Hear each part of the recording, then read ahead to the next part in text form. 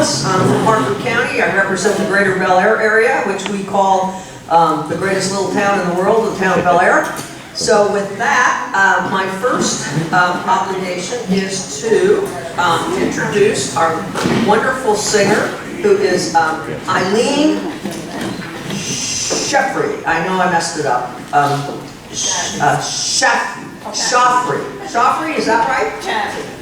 Okay, anyway, she is going to sing the national anthem. Okay. So, somebody know which one? Thank you kindly. Oh, say, can you see by the dawn's early light what so proudly we hailed at the twilight's last gleaming, whose broad stripes and bright stars through the perilous flight o'er the ramparts we watched were so gallantly streaming, and the rocket's red glare, the balls bursting in air, gave proof through the night that our flag was still there. Oh, say does that star-spangled banner yet wave o'er the land of the free and the home of the brave?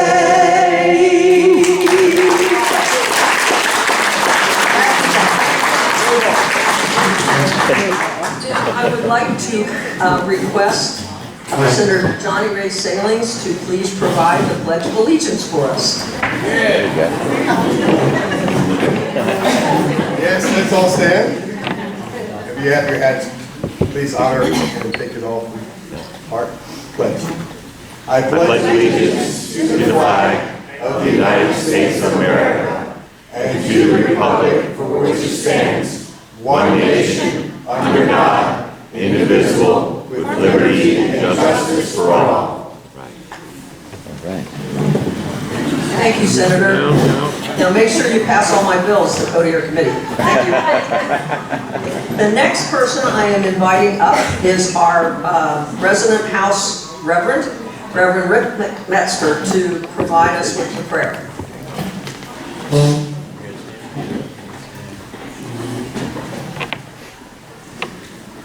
Good morning. Morning. How many of you have been to 7 o'clock Mass today? Well, I'm about to invite you to Mass. Please stand again. I need to share before. Isn't this great that Valerie and Pat McDonough has got super citizen and we're coming together again? You know, that's right. That's right. This is Taking Back America, and Pat and Valerie do such a tremendous job, and I'm honored to be their friend. I'm honored to be in their presence. There's not a time that I've been around Pat McDonough that I haven't learned something about the Constitution or something about this nation.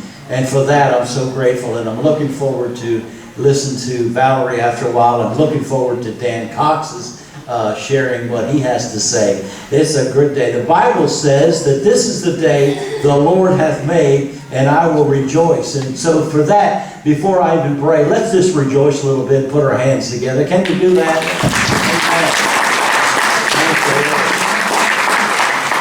We are truly living in very difficult times. We're living in times that I've never experienced in my life, and we're living in such an era that just the other day, the senator and I went to 4 different schools and 4 different senior centers, and I had never seen a school system start out this violent this early in the school year.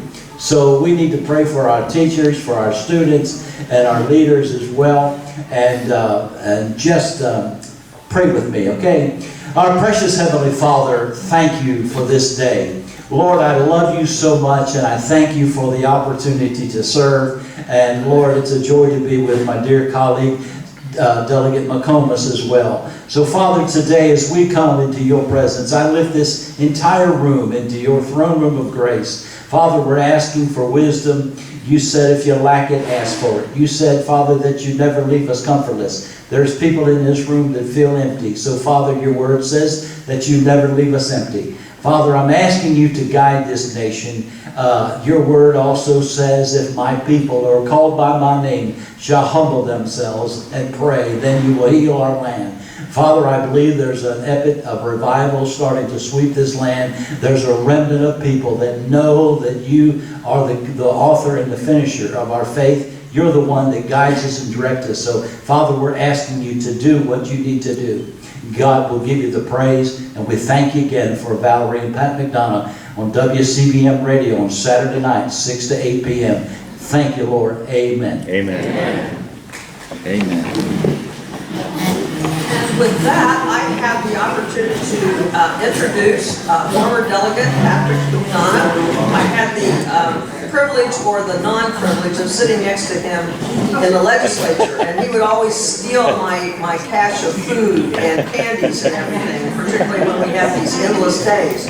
So with that, just remember, never have any chow chow or candy or food when you're next to Pat, or you may not be able to eat it. So here it is, Pat McDonough. Thank you very much.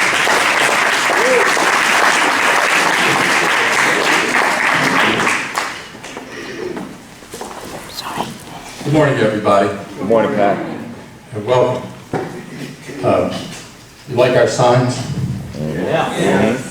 Especially the one about a peach pie. Yeah, absolutely. Someone said to me, well, Pat, we can't do that. You know, we don't control the House. I'm talking about 2023. We're going to win the House and the Senate in 22, Yes. and then we can impeach that traitor. That's right. That's right. Sounds like a TV. We might not convict him, but they never wanted to convict Donald Trump. They just wanted to make him look bad. This guy already looks bad on his own, but let's make sure everybody knows it. I want to introduce a few people that are here. My former assistant in Annapolis, who is now running for the county council in Harford County. She's a great nurse. Jean Wilson, right here.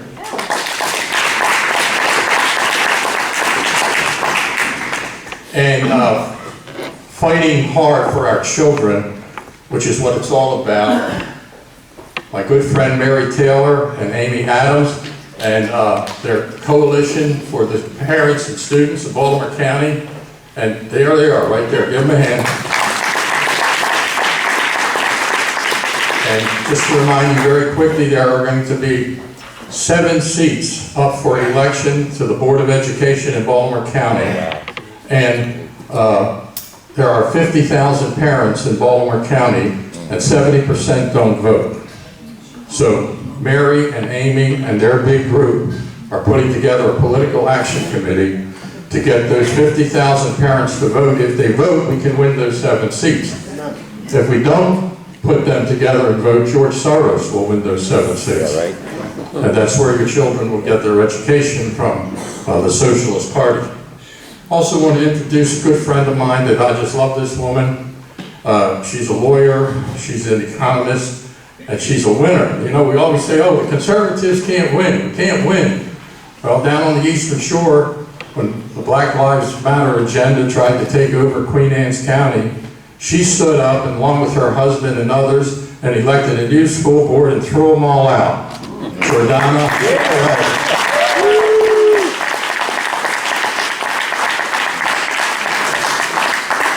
Now, Super Citizen is very special. If you're here for the first time or you're not aware of it, Super Citizen has a slogan. And we're all going to repeat it 10 times. The slogan is, educate, motivate, litigate. You ready? Educate, motivate, litigate. Not good enough. You ready? Educate, motivate, litigate. All right. Now, that is our partner. How many organizations have law firms?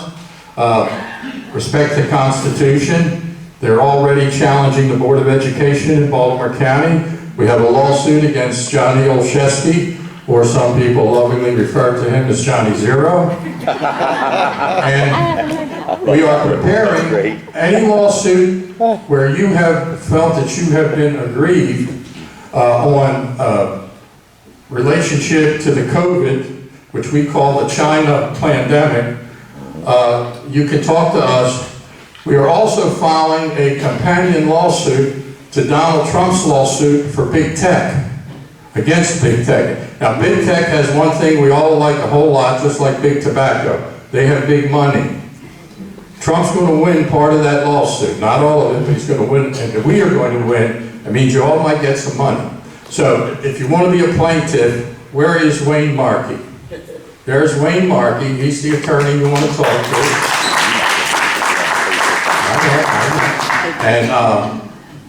And on that big tech now, my good friend Frank Marchand here, one of my partners in the media, how many people did you have on your site, Frank? 75,000. He had 75,000 people on his site, and they knocked him out. Now, he is a big plaintiff, okay? So we'll get you some money for that. And also, the lady who fought for and defended Vince's Crab House and protected them against Black Lives Matter, Linda Brown, another one of our attorneys.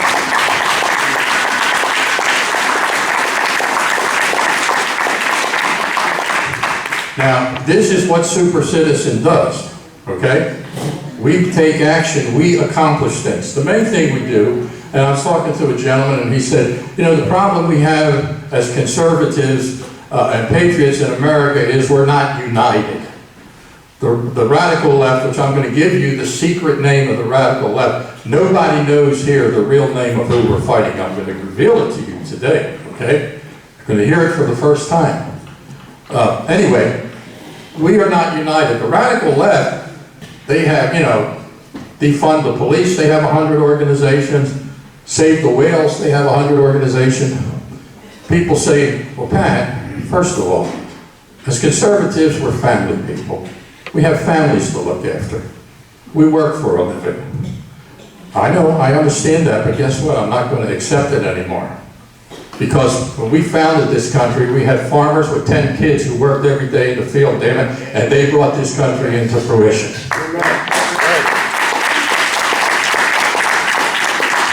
Now, 9/11, last week, I think, maybe it's 2 weeks ago, for 20 years, we have had the 9/11 flag-waving memorial to the victims of 9/11 on the bridge of 152, the overpass of I-95. We're the longest-running, most consistent tribute to the 9/11 tragedy. We had our biggest crowd ever, 250 people. They had to shut down the bridge on both sides for no traffic because of the crowd. It was a great experience, a wonderful experience. Quick story. The second year we were there, I was up on the bridge and we had a good crowd, and a gentleman came up to me very emotional with tears coming down his cheeks. And he said, I want to shake your hand. They told me that you're the guy that helped put this together. I said, yeah. He said, see that car down on 95 on the side of the road? He said, that's my car. I said, you climbed up that hill? Now that hill is not a normal hill. You have to go through the brushes like the D-Day landing. And he said, can I shake everybody's hand on the bridge? I said, sure. He said, I am the brother of the pilot of the plane that was flown into the Pentagon. And I was going north to New York on business, and I saw this bridge with these flags, and he said, I was overwhelmed. So I had to come up here. So we're going to continue to do 9/11 because now this country is more threatened by terrorism than ever before because of Trader Joe's disgusting runaway from Afghanistan, which now creates a whole nation of terrorists where Al-Qaeda has an army of 1,000 people. And you know who they're looking at. So we can thank Trader Joe. Impeach Biden. Absolutely.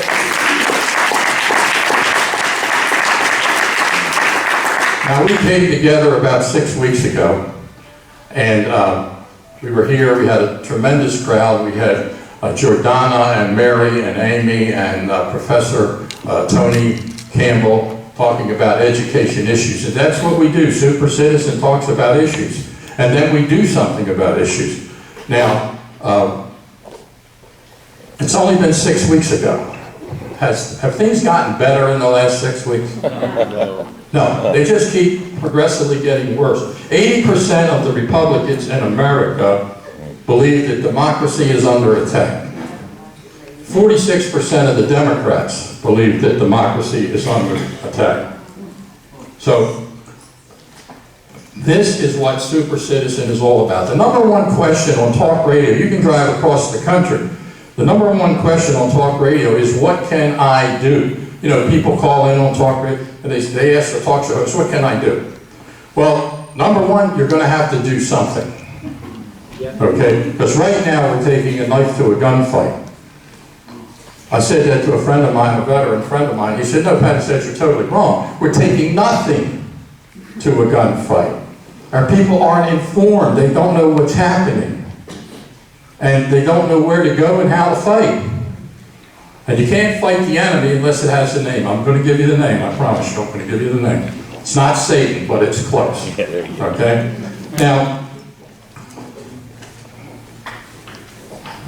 one thing I want to say about Super Citizen. We are local. We are grassroots. I know a lot of people here get bombarded with letters to help Ted Cruz in Texas, to send money to Washington. If you want to do that, fine. But Super Citizen, we are your neighbors. You can find Valerie in almost any Royal Farm store on the east side of the town. You know, it's funny, when she was younger, she dated the guy that owns all the Royal Farm stores. She could have been the queen of Royal Farm.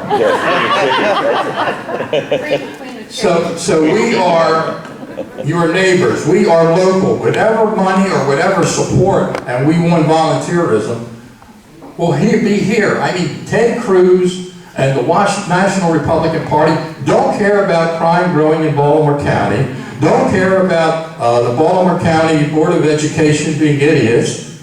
We do. So thank you so much. That's why you are so special. That's why you're special. Super Citizen is unstoppable. We are going to continue to grow. In 22, when it's an election year, we will have 50,000 people on email and as associate members. Valerie and I work every day. We do have funding from some people, but we do not take funding from the government, and we do not take funding from special interests, people who support the concept of Take Back America. Right. Yeah. Fund us, and we are growing and unstoppable, and we're not going anywhere. Now, Maryland is special. We are the belly of the beast. We're going to have legalized pot on the 22nd, and then 22 on the ballot. The craziness that will go on in the Maryland General Asylum when they go into session, redistricting. And I want to tell you something. I served down there for 20 years. I was a beloved figure by the politicians down there. Right, Rick? They love me. But let me tell you something. There are three kinds of politicians. There are robots, sometimes referred to lovingly as furniture, wise guys and charmers who are for confiscating your guns, but you still want to buy them a beer. And then there are humans who know about the Constitution, and they were the same person before they went there than after they got the title. You got Johnny Ray, you got Dick Metzger, I always kid him, Rick Metzger, you got Dan Cox, and you have Susan. And these are, believe me, there might be 25 of these people out of 141 plus the senator. Give them a hand, they deserve it.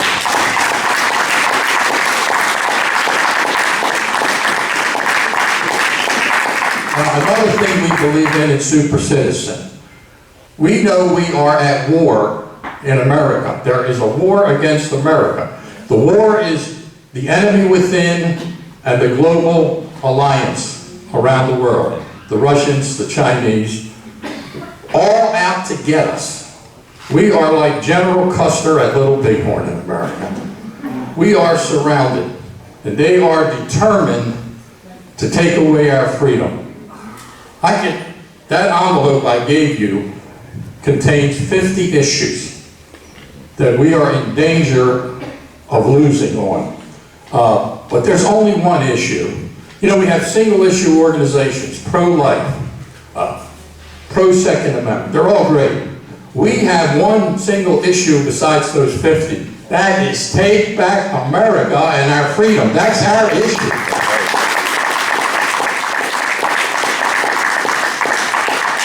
But the thing I want you to know, because I've heard this said mistakenly many times, this is not a civil war. This is not a war between Americans. This is a war of conquest.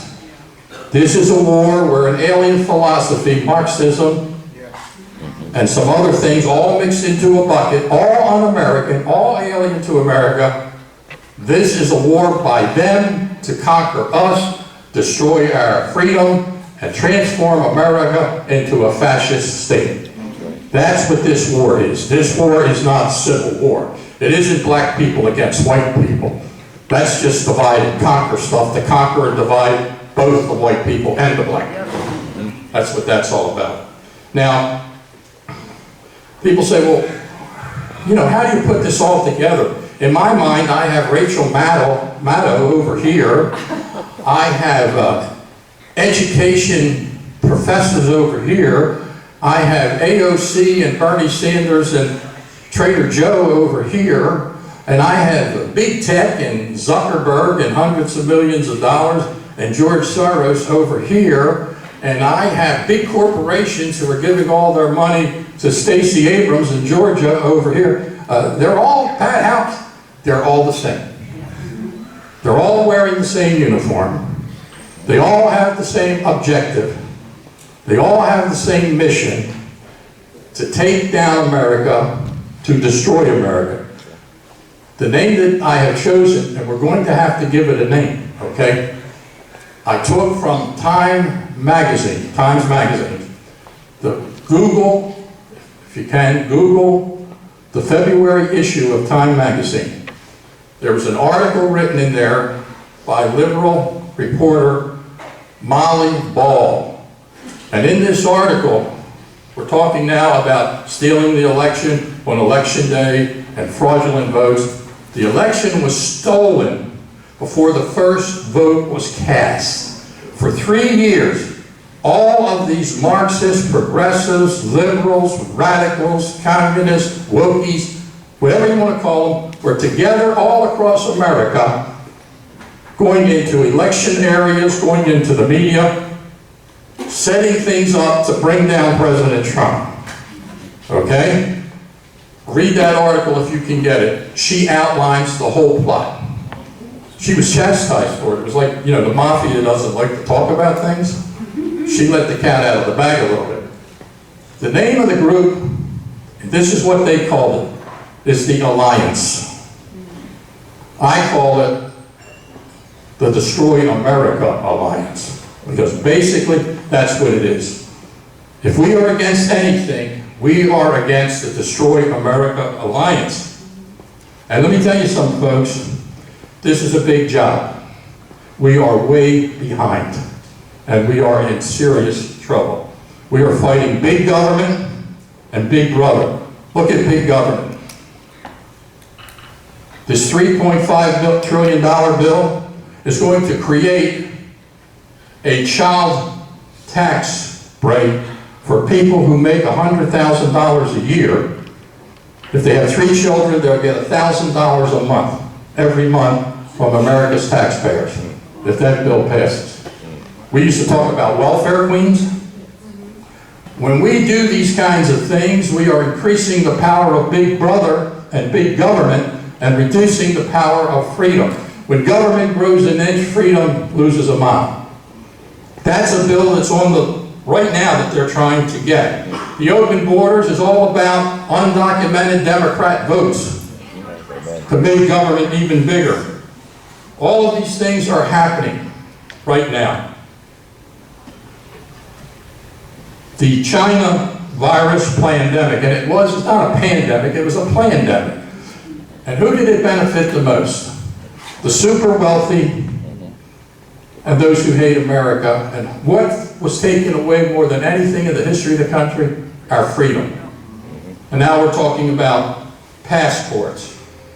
That's real power. When they make us have passports, in China they have the passports already. Big brother, we have cancel culture. Big tech cancels the president and allows the Taliban leaders to be on Facebook. All of these tactics are designed to destroy America, and they are all united under the banner of the Hate or Destroy America Alliance. We are fighting back. We conclude by telling you that. One of the great victories was the last election. We won new seats in the House of Representatives. 14 women, Republicans, were elected. We flipped legislatures all across the country. And the red states are in rebellion. We don't live in a red state. We don't know what a red state is. But in Alabama, they passed an outlawed critical race theory in Alabama. In Arizona, they passed a new voting rights bill. In Florida, they passed a new law where you could sue the tech companies. And also, they passed a sanctuary ban, which is being challenged right now in the courts. But the blue states like Maryland, when they go back into session in January, we're going to have serious problems. And I'll tell you, there's three kinds of people in the world today in America. One are the super citizens. These are people that not only care about every election, vote in every election, but get educated, motivated, and litigated. Then you have the citizens. They're good people. They voted most. They don't know what's going on. And then you have the residents who want to know where's the cheeseburger on sale and what the housewives of Los Angeles are up to. They are useless. But the citizens are starting to become super citizens. They're getting scared. They're getting angry. They are realizing when this stuff started 10 years ago, it's been around for 100 years, but when it started 10 years ago to get serious under Obama, they said, oh, this is crazy, it'll never happen. Now the laws are passing, and they're saying, oh my God, it's happening. Now we're going into phase 3. That's why this organization is going to grow. Because in phase 3, people are saying, I want to do something about it. This is really happening. I didn't think it was, but it's happening. So basically, that's it. We've got to register people to vote. Like I said, Baltimore County, the parents, 70% don't vote. 30% of the active Christians do not vote. Second Amendment people, 40% do not vote. There was a Texas article about a lady who attended every single Trump rally that she could, very wealthy, and she tried to register people outside the rallies. She found out half of them didn't vote. Stacey Abrams won the United States Senate because Zuckerberg and Bloomberg gave her $100 million to cheat. We have got to register people to vote. The sacred number is 10 and 20. 10 million people have to be registered as conservative, patriotic Republicans in America, and 20% of the black community has to be convinced that they're being forced to live on a plantation. If we can accomplish those two numbers, they can't beat us in America, because we do outnumber them. Finally, Ben Franklin said it clearly. When he was asked what kind of a government they had created after the convention, he said, we have created a republic if you can keep it. That's right. If you can keep it. And he knew 240 years ago that if we didn't keep it, it would be taken from us. So that's where we are today. George Washington, if you go visit George Washington's home in Virginia, as you go into the museum, on the side wall, wall's as big as that wall, it says, George Washington, citizen of the United States of America and recent president. What does that tell you? It tells you that far as Washington, the founder of this country, was concerned, being a citizen of the United States was the highest office you could hold. And that's the office that every single person in this room holds, and you've got to work. We've got to work.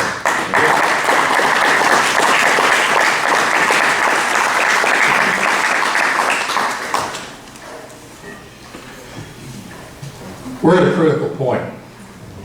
We are at a critical point. And once it's gone, it's gone. And it'll take our grandchildren and our children to get into the trenches with firearms to try to take it back. But it's not gone completely. The Constitution is still alive. There are voices that are calling to all of us. There are voices of the fallen heroes who helped preserve this nation. There are the voices of the founding fathers and future generations of young people who are calling out to us. There are voices of God. The voice of God is calling to us because He created this divine nation.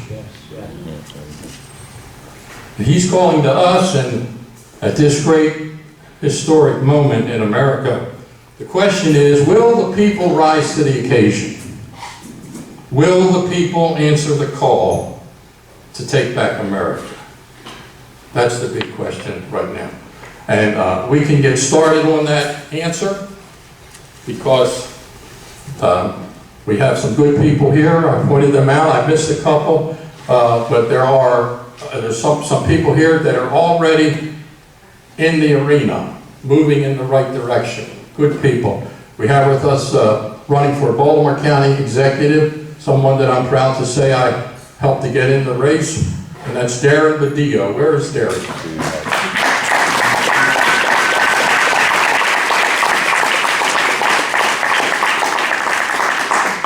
So we have a good man running for that position against Johnny O0. But the state of Maryland now is a tough proposition. Maryland is so bad that people are fleeing Maryland to run to California. That's bad.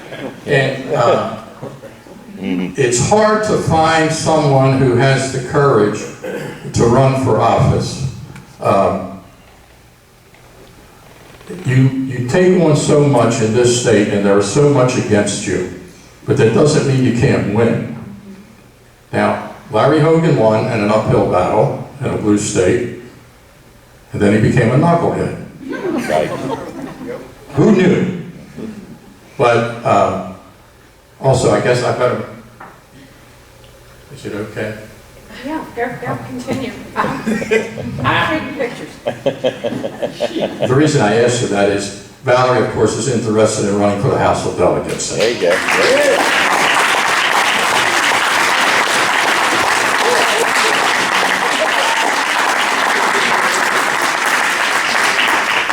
If they change the firearm law. But in Maryland, it is so difficult, it's so tough, but I just feel that there's so many people who have had it and at the point where we really need to make a change. But it takes a lot of courage. Now, Dan Cox has a safe seat in the House of Delegates. He could be there forever. But at the same time, what a lot of people don't know is he had an opportunity to run for the state Senate. There was an open seat, and he said, okay, this is all opportunity stuff, but that is not what I'm all about. I'm about trying to make a difference, trying to make change. So what he's doing is a very courageous thing. He's running for governor. That's an applause line, by the way.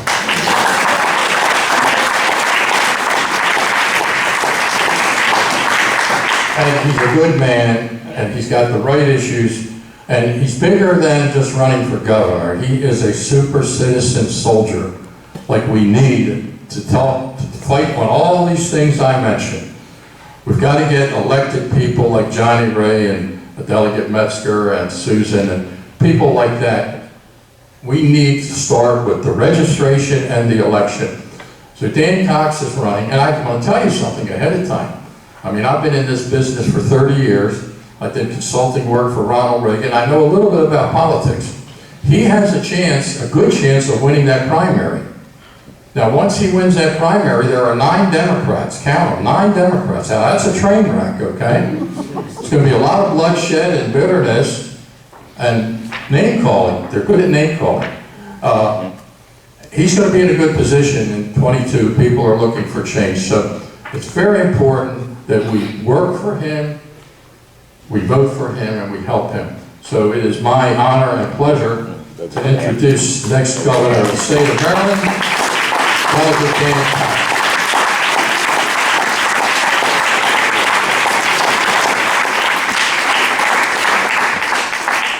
Wow, that's very gracious of you, Pat, and I tell you, from someone who we know as the Lion of the House, who has stood for our freedoms for years, that's a real honor. Thank you, Pat and Valerie, and I just am privileged to be here with all of you today.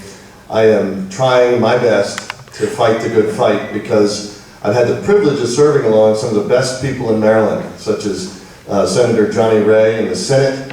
We need him back in the Senate. We need to get behind the scenes. Delegate Rick Metzger. We've got to get you back in the House, sir. These are people who don't bend. Delegate Susan McComas, who I have the privilege of serving with on the House Judiciary Committee. And I'll tell you one thing, when the rubber meets the road in the back rooms, these are your people who stand up for you. I've seen it. I was with Sue when the screws were put to us on some bills that matter for our families. And I saw her be one of the few Republicans that stood and actually encouraged me to stand with her on some issues that, regarding our children and our families. And I really appreciate all of you for what you're doing. And I'm honored to have served with you. And I look forward to coming back there and giving them heck this December and January. And I tell you a little bit about me. I'm raised on a farm kid. My dad's a preacher. I studied to be a Roman Catholic priest, and that didn't work out. I'm kind of glad, or else I wouldn't be here. And then I've had the privilege of working my way through college at Mount St. Mary's, then went on to law school after my wife supported me in that endeavor, because after 10 years in education, with the background of private school and homeschooling, we realized that there was a need for constitutional attorneys, at least from my perspective as serving in leadership in education and private education. So with three children, we went to law school, and I had the privilege of studying under Jay Sekulow, who some of you might have heard before. He defended our president well, didn't he? Yes, he did. And then, finished up and came out and started my own business. So for 16 years, I've run my practice and had the privilege of meeting great people like Jennifer Lester, who is serving our state with a constitutional vision right now to fight these mandates. And also then now in the House of Delegates, coming alongside and seeing great individuals who know how to fight, like Jordana Schiffinelli right here, and I'm so proud to know you. Thank you, Jordana. And I'm not just saying this, so there's a problem in politics, and that is the fear factor. And one of the things that I talk about on the campaign trail is that our government has been using fear as a commodity for the last year and a half at a minimum. And then we look back and obviously we see this as a pattern. And I'm not saying that we don't need to have reasonable precautions for the situation of the virus and for any other kinds of issues regarding security and safety. Obviously, we need to have reasonable precautions. But I stand and I am fighting for our Constitution because I believe the best steward of our public health is us, not a government bureaucrat. Anybody else believe that? You stand for your own medical practices? That's an issue. We're at a crossroads. Medical privacy and medical freedom to choose your own decisions is front and center in this election. And what we've seen in the last year and a half, and I've put a 5-point contract for Maryland Freedom out there. It's on my website, coxforfreedom.com. If you can go there and sign up to help me out, I'd greatly appreciate it. And by the way, before I forget, Colonel Oliver North, God bless him, is coming to Frederick to support me in a fundraiser on Thursday. I invite all of you to come. I'd be honored to have you there. And I tell you, when you look at our constitutional concerns right now, it has gone into hyper mode, high-speed trampling of yours and my liberties. And what does that practically mean? Well, it means that not only when I first came to the legislature, they were fighting against the red flag bill, where they could avoid the Constitution to seize our guns, which I fought against just prior to being elected. All the way through in my committee, we see almost every single bill that comes through some kind of encroachment on our basic principles and liberties. And now we see, sadly, a governor that I fought for to get elected and supported, has literally taken his office in a path of ordering healthcare workers that they have to choose between the jab or their job. And that's unconscionable, because we're Americans. That's right. And you know, my opponent, she said, well, she supported the governor's edict on this issue because it gave healthcare workers a choice. What kind of choice is it to choose between taking a medical experiment against your will in order to keep your job, or submit to twice weekly shoving up something up your nose for the government to invade your privacy and test you? That's unconscionable. That's not America. And somebody asked me recently, well, what would you do as governor? I'll tell you what I'll do. For the last 200 years, we've done it well in America. And it's called giving you back your freedom, because it's not something that we have the right to change. This is America. This is our freedom. The Constitution of the United States was signed and put down as the supreme law of the land, U.S. Code 1, right after the Declaration. And you know what? It's there to bind government officials as to what they cannot do. And we've gotten it all backwards. When I was threatened with the governor threatened to be arrested, to leave my home, to speak to my constituents, to reopen Maryland, I knew something major was at stake. There was a problem here. A lot of people criticized me, well, not a lot, but a few people said, oh, you should have gone out there and gotten arrested. Well, I got tipped off by some senior law enforcement about this, that I was going to be made an example of by our illustrious governor, who, by the way, has not yet done his simple duty to meet with 42 House Republicans in any kind of a caucus setting. He sends his staff. That's an outrage. Governor Ehrlich used to come in all the time and meet with the caucus. So when he was asked, by the way, this aside, why didn't you meet with our caucus? Why won't you? His chief of staff said, well, he has a different constituency. Excuse me? We elected you. Right. You wouldn't be there without us. And so that kind of highlighted for me when I had that threat. So I went into federal court, because one of the things that professors like Jay Sekulow taught me is that before you decide to jump out and be like Mr. Hero, you might want to go and see if you want to check with a federal judge if it's lawful for them to threaten and arrest you. You know, don't be your Martin Luther King Jr. if you actually can get a federal judge to protect you. So I did that, and you know what? In a private phone conference, the federal judge had to reprimand our governor, his counsel actually, the Attorney General, that he's not allowed to arrest a seated delegate who's going out to speak to his constituents to oppose the very mandate, the executive order that he issued by edict, under threat of arrest. Do you know there's been hundreds of people arrested in this state by the governor's edict? That's a shame.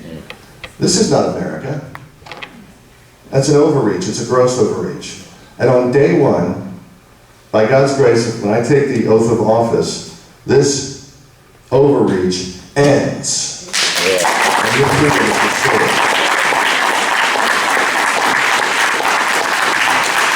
And in fact,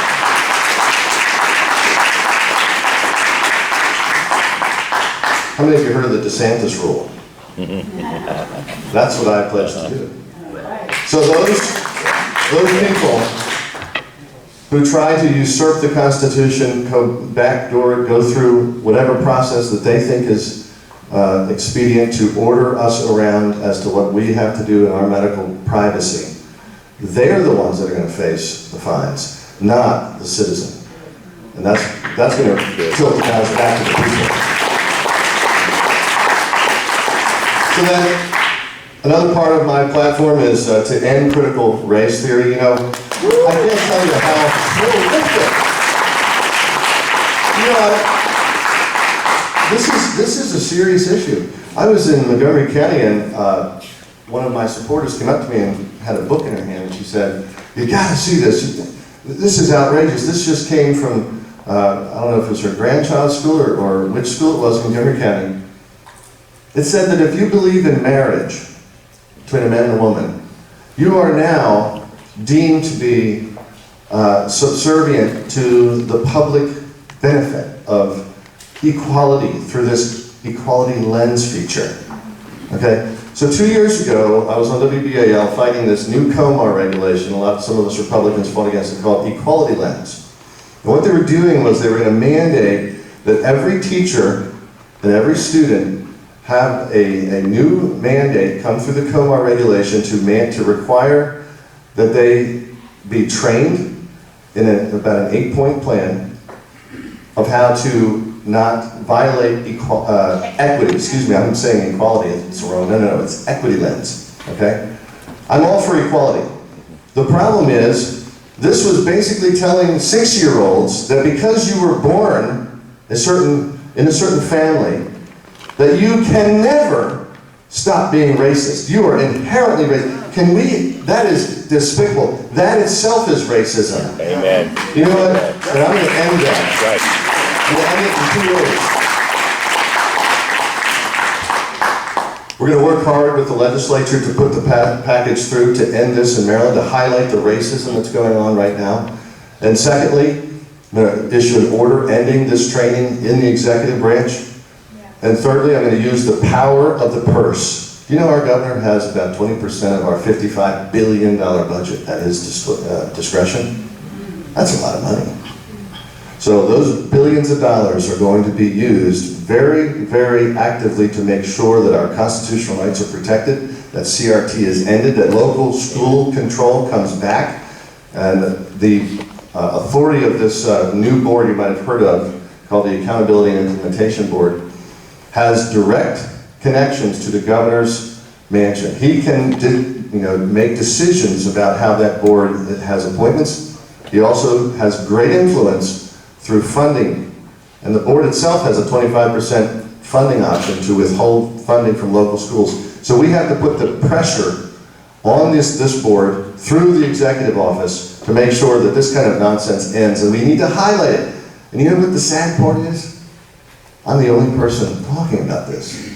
My opponent won't even mention the word CRT. Now how are we going to make any positive changes for our kids to save our state if we can't even talk about it? And so I pledged you I'm going to do my best to do that. I'm going to bring some smart people on side to make that happen. So to kind of wrap it up, I have 5 points. I don't want to go through all of them, but public safety is important. You know what?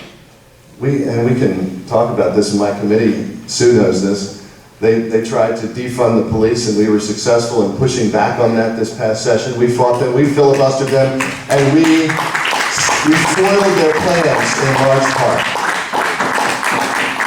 We're going to fund the police, and I'm also going to have the Maryland State Police directed to shall issue permits. Right now there's a racist policy. Only the elite get to have your right to carry permits in Maryland. That's a disgrace, it's racist, it's wrong. And if you're a upstanding citizen, and you can demonstrate that you're not a felon or dangerous person, I'm going to direct the state police to follow the law and to make that happen for you. So every single one of you can protect yourself. Easy to do. It can be done tomorrow if the governor decided to do that. And in the context of public safety, we've got to make sure our police are funded. We've got to make sure that they have the apparatus they need. And I will use the bully pulpit to defend them, including how we did on the House floor to stop this crazy stealing of their due process. Do you know that police are the only individuals in Maryland that have to give statements if they're falsely accused or if they're accused of something? their Fifth Amendment right to silence is violated. They have to give a statement under oath to their authority as to what happened. Okay? That's been the law, but now they've changed it even worse. Now they have a requirement that says that you can be someone in prison, rightfully in prison, file an MPIA against an officer, and make false complaints against the officer. And that officer has zero due process in this because it does not have to be signed under oath anymore. So I want to reestablish through pressure on the agency that has to review this, and through forcing the legislature front and center, we've got to get this back, that if you're going to have a complaint, we need transparency. I'm all for that. If you're going to accuse an officer of a crime, you better put your name to it. You better make sure it's stated under oath. Otherwise, we have a free-for-all that is simply going to make our officers leave the state. And we're seeing that. So that's an important issue for me. We fought that on the House floor. And finally, election integrity. You know, I had the privilege of serving our president for 3 weeks in Philadelphia to try to bring accountability and integrity to the election process. And I'll tell you, when I was there, I saw the fraud, okay? People say, oh, you didn't see this, that. You know, I witnessed it. Multiple Trump team lawyers witnessed it. We swore out affidavits. It went up to Justice Alito. Justice Alito, God bless him. Thank God for Justice Alito and Justice Thomas. Yes. Those two are stalwarts. And Justice Alito issued a stay in Pennsylvania. And he stopped the process because he said, this has got to be looked at. We have to hear this case. But sadly, as you know, the Supreme Court requires 4 votes. He couldn't get his 4th vote. So they dismissed the Pennsylvania cases. The rest is history, at least for now. But I want to bring that to Maryland, so I'm working before the election as part of our campaign, doing what we can to raise awareness to this, and individually working with groups like Maryland Voter Integrity, which I urge you to consider helping, groups like Super Citizen that are going to be fighting this for our election integrity. We have a right to see the voter lists and the signature cards. And we don't need to pay $5,000 for every time we ask for this like they want us to. There has to be a procedure to audit our election, and I want to get it done. And we need to make sure that as we move into the election, coming up, that we have an apparatus through all 24 jurisdictions that will monitor this. So if you're willing to help us out, that's part of my campaign plan. We want to monitor the election, and we want to get the information to attorneys who know how to turn around potential complaints. So with that, I'd like to take some questions. It's an honor to be here. I am thrilled to be out there working 6, sometimes 7 days a week for our freedom values. And let me tell you some hope. I'll end on this point. I'm here for, not for me, I'm here for the hope for my children. I have 9 children. Been in Maryland all my life. My wife and I were born and raised in Maryland. Well, I was born in DC, but raised in Maryland. And I'm telling you, I've never seen our freedoms such at stake as we have now. And it sadly is not coming from the left or the right solely. It's a combination. It is a fight against the spiritual powers of darkness, as well as Marxism, as Pat talked about. The Marxist ideology is sweeping through our state. But guess what? The communists are fearful people. Patriots are not fearful. We are called to be bold as lions. And so that is why I felt, you know what? If not us, who? Right? And if not now, when? We've got to do this now, because now is when the fight is on. And so the hope is, well, how is this going to play out in a, quote, blue state? And I love talking about this with my establishment friends. Because you look at the numbers, and the numbers should scare the establishment. 24% of the Maryland GOP today support Governor Hogan's policies, support him. 76% want him out in the Maryland GOP. Okay? That's a fact, the McLaughlin Group. We are sick and tired of the overreaches. 56% of the Democrats today say that the party is being taken in the wrong direction, the Democrat Party of Maryland, and that their leaders are too far left. That's an opportunity. 62% of the independents, same thing. They want people who are constitutional, who believe in individual rights, and they despise the lockdowns. I had an outpouring of what I call soccer moms from all backgrounds who are thrilled that I'm running because they're furious at their kids being forced masked after being promised that they were not going to be masked this fall. They got everybody to re-enroll, and then they pulled the rug out from under them and said, oh, sorry. And now with the vaccine mandate and the passport that's coming, do you all know that there's a passport coming in Maryland? Wouldn't doubt it. Our governor and the government of Maryland has established something called myirmobile.com. You can look it up. The QR code is going to be something as part of 5 states that have signed up for it. And along with the QR code for the Vax passport, it's able to be, things are able to be added to it. So ultimately this is a communist CCP type approach to this whole entire response to the pandemic. And the outcome of this is going to be tracking, it's going to be social credit scores. And if you show up to an event like this and they don't like it in China right now, today, they can turn your credit cards off. They can lock doors that you have badges to enter for work. They can even in the middle of the night relocate you. And you know, that's one of the things that I want to do is end that. Because in the statute, Title 14, we didn't take an oath to Title 14 of the Public Safety Article. We did not take an oath to Governor Hogan or the executive orders of any Johnny Zero or anybody. We took an oath as public officials to the Constitution of the United States and the Constitution of Maryland. And by God, we're going to keep our oaths, and we're going to make sure that we have those principles ruling and reigning. And that means we eliminate this tracking system.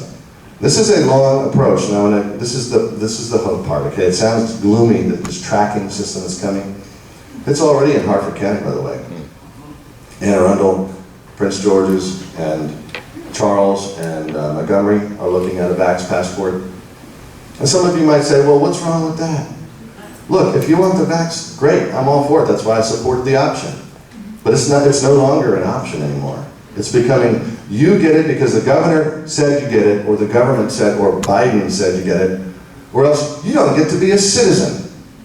That is a communist approach to things. And you know what? At the end of the day, that's going to fail. It's going to fail because we're Americans, we believe in freedom, and we cannot let this flag dip. We cannot allow this to happen. It's unconscionable. If we try to leave to another state, they're going to follow. This is our stand right here. And it's possible, it's doable. As we've seen, there's been victories. Jordana has demonstrated that. Easy. You know what? You just stand up and fight. And you take it to them. But we have to show up. And so that's what I'm asking you to do, is to show up, to help us out. Please go to my website, coxforfreedom.com, sign up.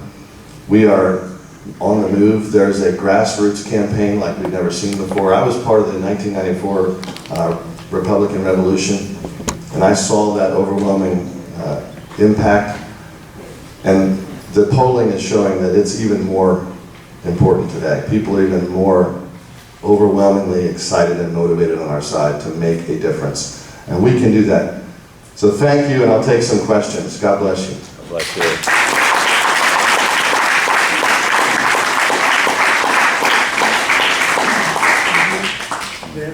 Senator.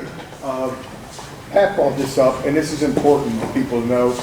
I got a list for all the vetoes that the governor vetoed, and one of them is every Republican I know, and believe it or not, 2 Democrats voted against this, is the sanctuary state that we're going to be voting on the floor and Yes. fighting against, because we don't want this.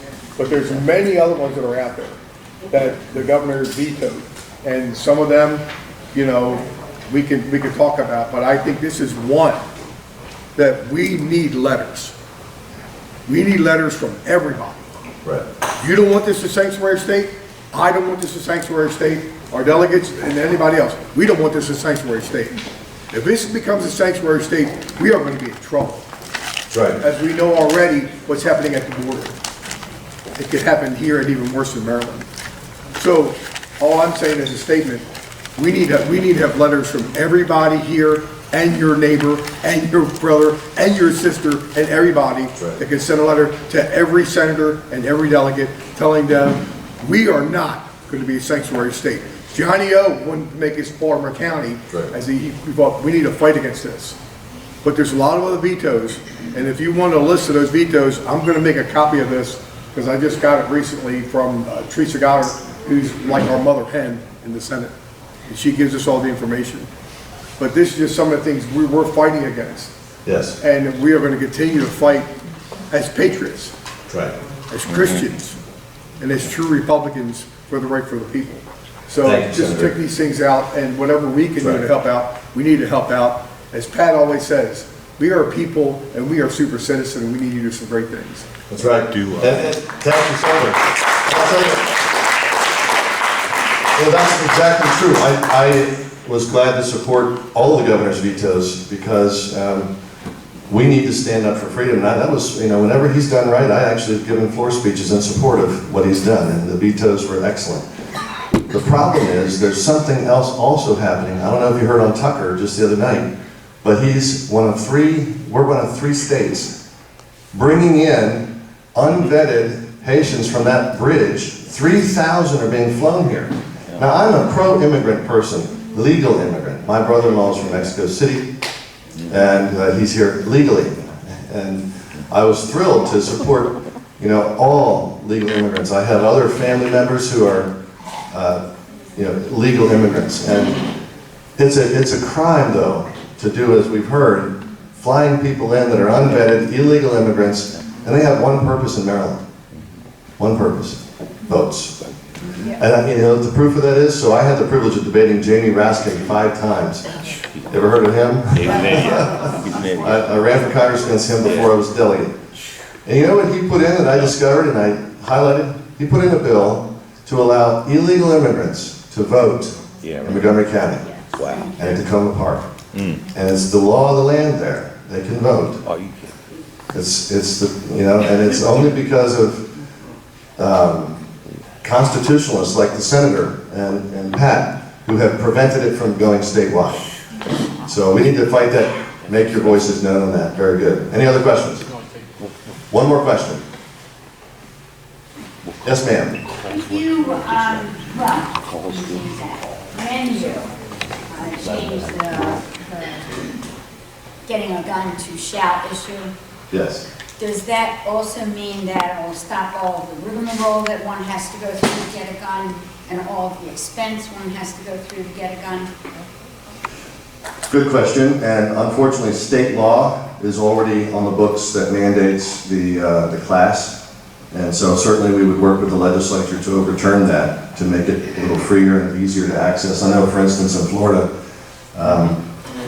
my daughter got her concealed carry in Florida, and literally went through a couple-hour class and paid, I don't know, it was $25. Here, it's like a $400 to $800 fee to go through this class.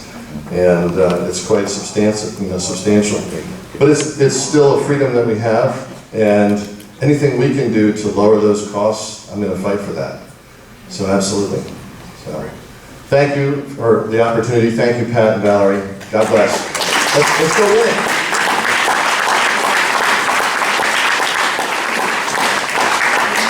Just a couple of things that we missed. Thank you, Dan Cox. Is that a great candidate? Absolutely.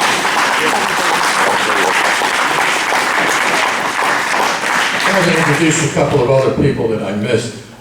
One is Jennifer Lester, which Dan mentioned, who is an attorney fighting with our attorney on the vaccine issue that we were talking about, which is very dangerous. And Liliana, who is the youngest Republican. Where is she? You can stand up.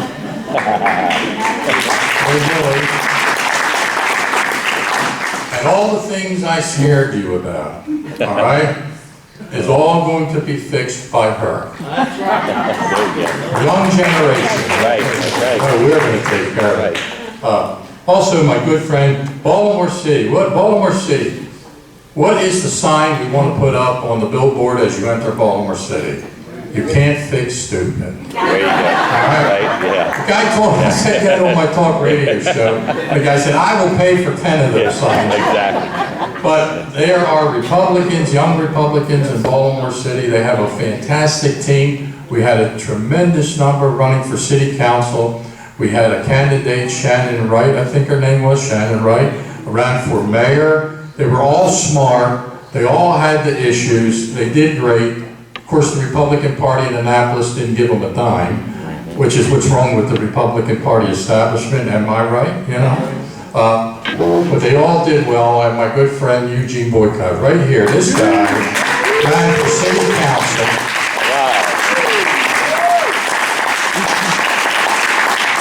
And he did it.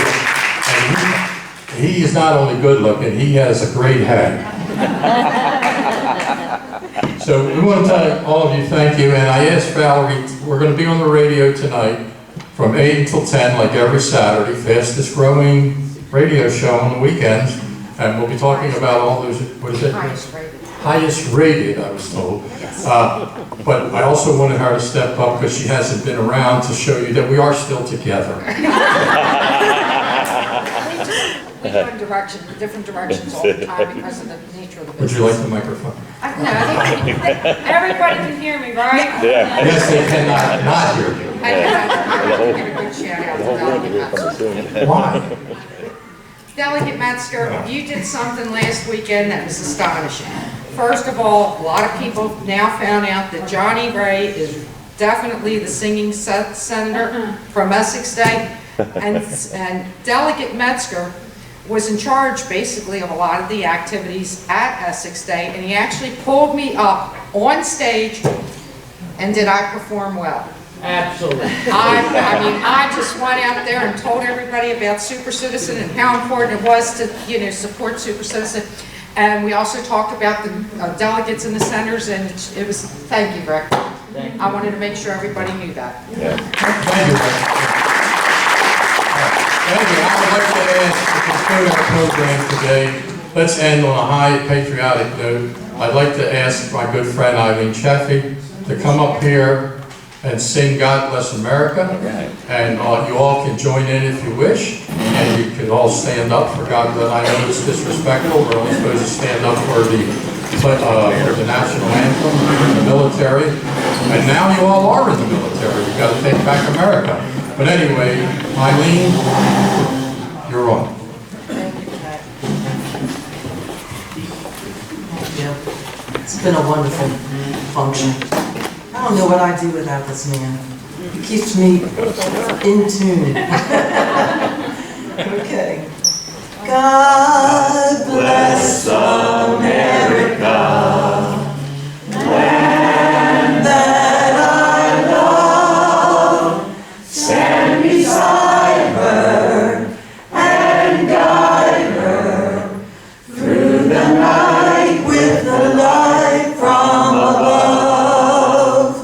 From the mountains to the prairies to the oceans white with foam.